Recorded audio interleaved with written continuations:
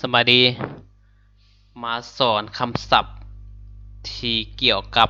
คำว่ามักหรือว่าฮักเนาะมักหรือฮักเนาะหรือว่าสนใจเนาะซึ่งคำศัพท์ตัวนี้เนาะสามารถใส่ได้คำว่ามักคำว่าฮักคำว่าสนใจเนาะหลายๆอย่างเนาะสัจจิเนาะสี่ฮวนสี่ฮวนเขาเคยเห็นเนาะเขาฮู้ดีเนาะสี่ฮวนแปลว่ามักหรือว่าฮักหรือว่าสนใจเนาะอันนี้เนาะเขามาเบิ่งประโยคตัวทำอิฐเนาะ我喜欢你我喜欢你แปลว่าค่อยมักเจ้านี่นะเจ้าเด้เจ้าเด้ลักษณะตัวนี้เนาะสามารถใส่แบบสองอย่างเนาะอันที่หนึ่งเป็นแบบมักเนาะมันถือมักเป็นหมู่เป็นคู่บอกประมาณนี้แต่มีความหมายอีกอันนึงก็คือแบบฮักเนาะคอยฮักเจ้าเจ้าเด้ประมาณนั้นเนาะโอเคเนาะอันนี้เป็นตัวอย่างทำอิฐตัวอย่างต่อไป不好意思不好意思我没喜欢过你不好意思ก็แปลว่าขอโทษหรือขออภัยเนาะ我没喜欢过你喜欢过ก็แปลว่าเคยมักเนาะ喜欢过แปลว่าเคยมักเนาะมันนี้没喜欢过ก็แปลว่าบ่เคยมัก没喜欢过นี่ก็แปลว่าบ่เคยมักเจ้าเนาะขอโทษข่อยบ่เคยมักเจ้าเลยก็คือว่ากินเนาะอ๋อข่อยฮักเจ้าข่อยมักเจ้าเนาะแล้วต่อมาเราว่าขอโทษข่อยบ่เคยมักเจ้าเลยแบบลักษณะแบบคล้ายๆแบบสนทนาเนาะอันนี้เนาะมีสนทนาแบบลักษณะอยู่ในประโยคสนทนานำเนาะผู้หนึ่งเว้าผู้หนึ่งตอบเนาะต่อไป你为什么不喜欢我呢你为什么不喜欢我呢ลักษณะว่าเขาบอกแล้วเมื่อกี้เนี่ยขอโทษเขาบ่เคยมักเจ้าเลยนะแต่เราถามว่าอยากถามเหตุผลเนาะเป็นยังคือบ่มักเนาะถามว่าเจ้าเป็นยังคือบ่มักค่อยแล้วก็ถามสุสีเนี่ยนะ你为什么不喜欢我呢为什么เนาะแปลว่าเนาะโอเคต่อไป喜欢你干嘛แบบลักษณะแบบว่าลักษณะแบบถามแต่บ่หมายความว่าให้ตอบเนาะ喜欢你干嘛干嘛มาลักษณะแบบบ่ประมาณนั้นเฮ็ดมักเจ้าเฮ็ดหยังบ่ประมาณนี้นะมักเจ้าเฮ็ดหยังบ่喜欢你干嘛น่ะโอเคนะ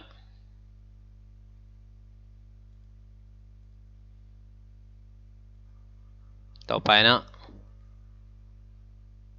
你有什么好你有什么好แบบลักษณะแบบว่าถามตั้งใจถามว่าเจ้ามีดียังไงหรือว่าเจ้าดีบนใดประมาณนี้เนาะ你有什么好好แปลว่าดีเนาะ你有แปลว่ามีเนาะ什么เป็นยัง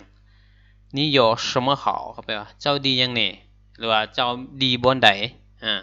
เจ้าดีบนใดความหมายว่าเจ้าอันมีความดีบนใดเนาะ我才喜欢你ความหมายลักษณะแบบถามว่าเจ้าดีบนใดค่อยจึงจะมักเจ้าก็คือวังกี้เนี่ยถามเนาะเป็นยังคือบ่มักค่อยพอดีวันนี้ถามคือเนาะเจ้าดีบนใดให้ค่อยมักเจ้านะเจ้าดีบนใดเนาะโอเคเนาะ我才ตัวนี้จึงแปลว่าจริงเนาะ我才喜欢你ค่อยจึงมักเจ้าเนาะความหมายก็คือว่าแบบลักษณะถามคืนเนาะลักษณะถามคืนโอเค至少我喜欢你至少ชื่อเนาะ至少แปลว่าอย่างน้อยความหมายอย่างน้อยที่สุดอย่างน้อยก็ค่อยมักเจ้าเด้ประมาณนี้เนาะ至少我喜欢你อย่างน้อยค่อยมักเจ้าเด้ประมาณนี้เนาะอย่างน้อยค่อยก็มักเจ้าโอเคนะ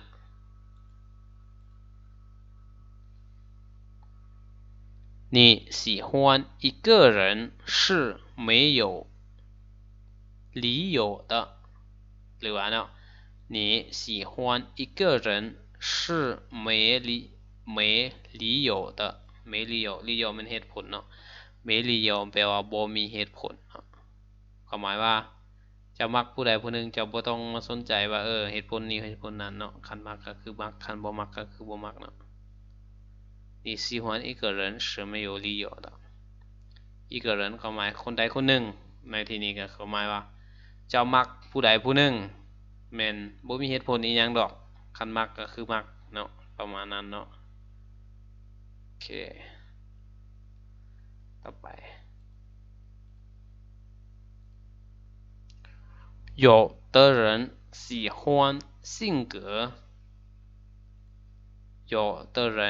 喜欢性格性格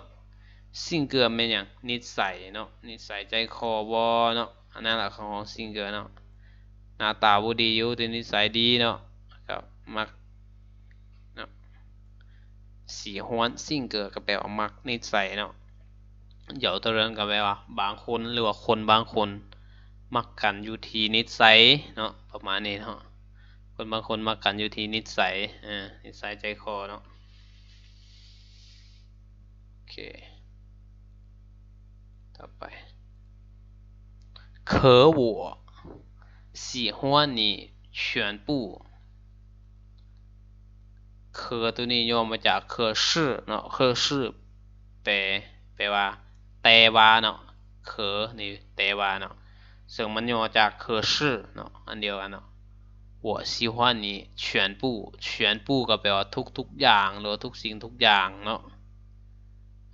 รวมทั้งนิสัยหน้าตาอย่างเนาะบ่ได้ติว่าง่ายซะมักทุกอย่างที่เป็นเจ้าประมาณนี้เนาะแต่ว่าค่อยมักทุกอย่างที่เป็นเจ้าเนาะโอเคเนาะ可我喜欢你的全部全部แปลว่าทุกอย่างเนาะซื้อไว้เนาะแปลว่าทุกอย่างโอเค你喜欢他不代表他也会喜欢你你喜欢他不代表他也会喜欢你ความหมายในประโยคนี้ก็คือว่าถึงว่าเจ้าจะมักเราอยู่เนาะแต่มันบ่หมายความว่าเราจะมักเจ้าคืนเนาะประมาณนี้เนาะเจ้ามักเราบ่หมายความว่าเราสิมักเจ้าเหมือนกันเนาะ你เจ้าเนาะ喜欢มัก他เราเนาะเราผู้หญิงผู้代表代表ก็คือว่าตัวแทนเนาะแต่ในที่นี้ก็ว่าผู้代表เขาความหมายบ่หมายความว่าประมาณนี้แปลว่าบ่หมายความว่าเย่ตัวนี้คือกันเนาะเย่หุยความหมายว่ามักคือกันก็คือแปลทั้งวิธีนั่นแหละเนาะจะมักเราอยู่แต่บ่หมายความว่าเราจะมักเจ้าเนาะประมาณนี้เนาะโอเคต่อไป我喜欢吃苹果我喜欢吃苹果苹果เขาเคยว่าตลอดเนาะ苹果แมนหมากแอปเปิ้ลเนาะหมากแอปเปิ้ลเนาะภาษาอังกฤษว่าแอปเปิลเนาะหมากแอปเปิ้ล吃กิน我喜欢ข่อยมัก吃กิน苹果แอปเปิ้ลเนาะ我喜欢吃苹果แปลว่าข่อยมักกินหมากแอปเปิ้ลเนาะตามตัวเลยง่ายๆเนาะโอเคต่อไป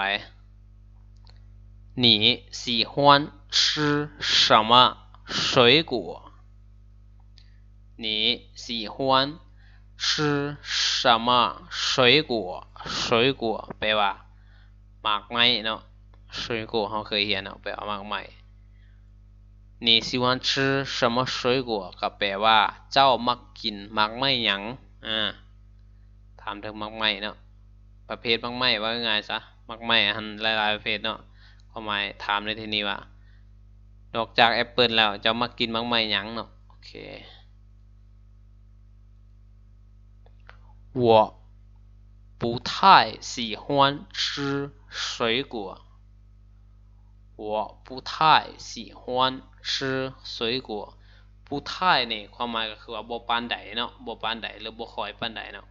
วันนี้不太喜欢吃水果ก็แปลว่าค่อยบ่ค่อยมักกินหมากไม้ปานใดความหมายว่า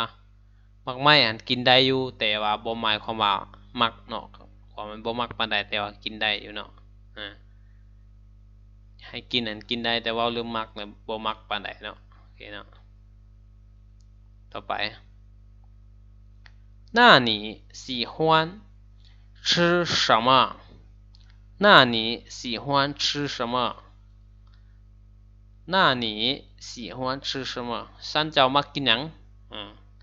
ของกินเนี่ยเราว่าเราบ่ค่อยมักกินมักไม้ปานใดเนาะก็เลยถามว่าเอาคันฉันจะมักกินหยังเนาะฉันจะมักกินหยังมักไม้เจ้าบ่อยากกินแล้วจะมักกินหยังโอเคเนาะ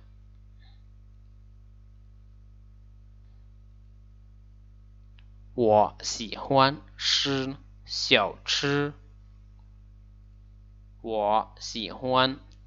吃小吃小吃แมนว่าไงเป็นอาหารว่างเนาะประเภทข้าวนมเนาะประเภทข้าวนมที่เขาใส่จานนะเนาะใส่อันนั้นแหละเขาอาหารว่างเนาะบ่แม่นจานเป่าได้เนาะอาหารว่างก็เป็นข้าวนมบ่แต่มันบ่เกี่ยวมากไม้บ่เป็นมากไม้เป็นขนมเป็นเค้กเล็กน้อยอันนั้นอาหารว่างเนาะเลยเป็นอันน่ะเขาเจ้าในตะวอกในตะเวนเนาะที่เขาเจ้าใส่จานตัวนั้นแหละเขาอาหารว่างเนาะภาษาจีนว่า小吃小吃แปลว่าอาหารว่างเนาะ我喜欢吃小吃ก็แปลว่าค่อยมักกินประเภทอาหารว่างเนาะโอเคเนาะถัดไป你喜欢就去拿吧你喜欢就去拿吧กินละว่าจะกินอาหารว่างเนาะเดี๋ยวนึงว่าเจ้ามักก็ไปเอาเลยความหมายคือว่ามักไม่เจ้าก็บ่มักกินเนาะจะมากินอาหารว่างเจ้าก็ไปเอาเลยอาหารว่างเนี่ยเนาะโอเคเนาะ喜欢就去拿吧拿ตัวนี้แปลว่าไปเอาเนาะหรือไปหยิบมาเนาะ去拿去拿吧ก็แปลว่าไปเอาไหมประมาณนั้นหรือไปเอาเลยประมาณนี้เนาะโอเคเขาเข้าใจเนาะสำหรับการนำใส่สีห้วนเนาะสีห้วนก็สิ้นสุดลงเนาะเขาเข้าใจ